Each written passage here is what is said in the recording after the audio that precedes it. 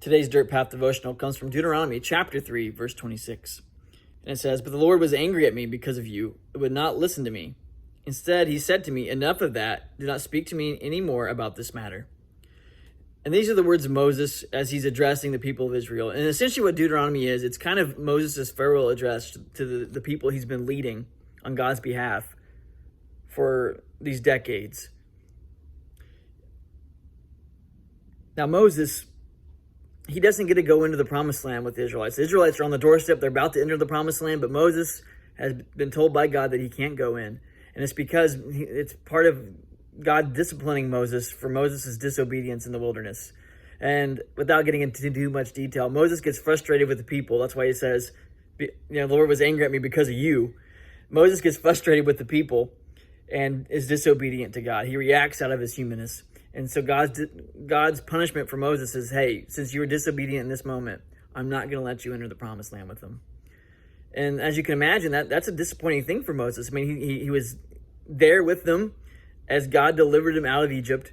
He was there with them, leading them as God led him through the Red Sea. And he was there when God gave them the law. And he stood by these people as they wandered through the wilderness after their disobedience and refusal to enter the land before. So now here he's at the doorstep, and he can't go in. And so I can imagine being Moses that this was a regular conversation in prayer between him and God, him pleading with God to allow him to go in.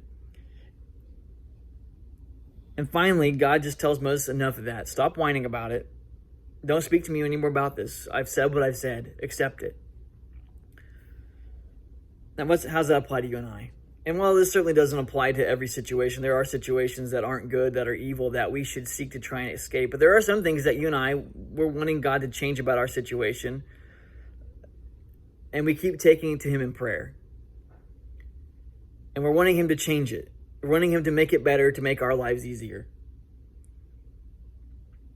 But maybe God hasn't changed it. Maybe God isn't responding to our prayer in that.